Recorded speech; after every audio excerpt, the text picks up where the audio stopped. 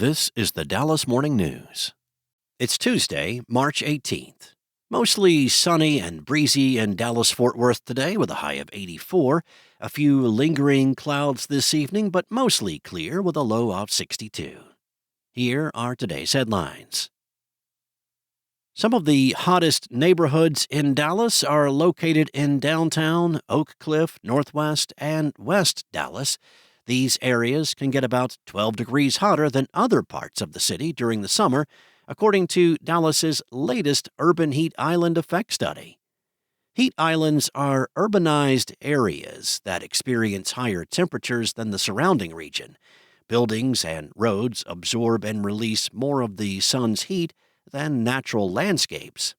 The EPA defines these areas where such structures are concentrated and green space is limited as heat islands. The study was conducted in two phases. In the first year, Dallas partnered with the National Oceanic and Atmospheric Administration to pinpoint the hottest neighborhoods. Volunteers drove about 100 square miles around key areas with sensors on their windows to record temperatures at 3 different times in the day.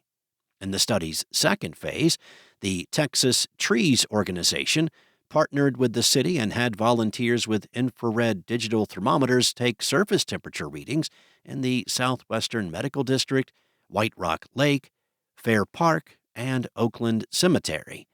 They compared landscape materials like grass, mulch, trees, soil, and water to hardscape materials like asphalt, wood, concrete, turf, and plastic. Landscape materials tend to possess cooler surface temperatures, differing by up to 12 degrees.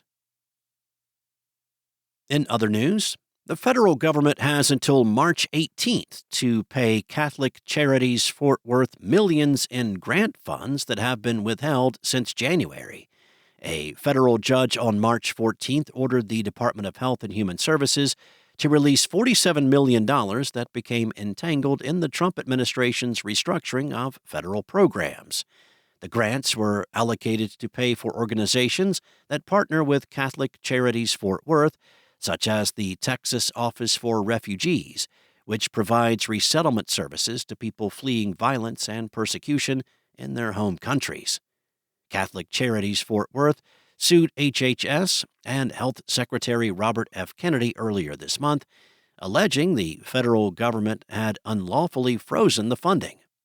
The pause led to thousands of refugees losing their cash payment benefits, which resulted in evictions and other hardships, as well as the possibility of having to lay off nearly half of its staff across Texas. Next up, a 5-year-old boy reported missing in Grand Prairie over the weekend has been found dead, police officials confirmed Monday. Santiago Aburto Gonzalez was reported missing after he was seen Sunday evening leaving his home at the Ashton Park apartment complex. Santiago was found by a dive team Monday afternoon, about 4 feet deep in a creek adjacent to the apartment complex.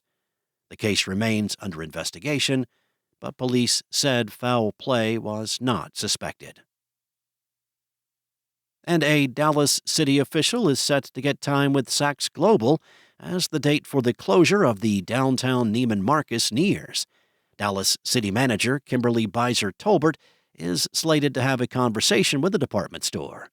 Last week, Tolbert signed a letter addressed to Richard Baker, executive chairman of Saks Global, that requested a meeting in the next 10 days, according to a copy of the document obtained by the Dallas Morning News. It also included others on a downtown consortium seeking to preserve the store. The talk will be the latest in a series of efforts that have centered around the downtown Neiman Marcus store, which has had a presence in the city's core for over a century. The site is set to close at the end of this month after a dispute between the company and the landlord, a challenge that the consortium worked to address. Saks Global has said repeatedly that it plans to close the store. Thanks for listening. For more on today's stories and the latest breaking news, visit dallasnews.com. Enjoy your day, and I'll be back tomorrow with more from the Dallas Morning News.